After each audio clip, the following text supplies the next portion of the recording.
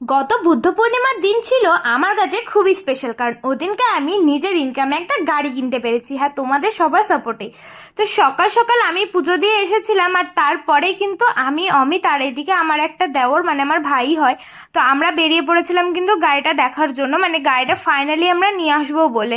গাড়িটা আগেই অমিত সবকিছু দেখে রেডি করে রেখেছিল কাগজপত্র নিয়ে। আর ফাইনালি গাড়িটা আজকে বাড়িতে আসবে, একটা শুভ দিনে বাড়িতে যাচ্ছে। আমার তো বেশ মজা লাগছিল, নিজের ইনকামে প্রথম গাড়ি কিনতে পেরেছি। তোমাদের গাড়িটা কেমন লাগলো অবশ্যই জানিও। তারপরে আমরা গেছিলাম একটুখানি টেস্ট ড্রাইভ করতে, আমরা লং ড্রাইভে গেছিলাম। দেখো সূর্যটা কত সুন্দর লাগছে।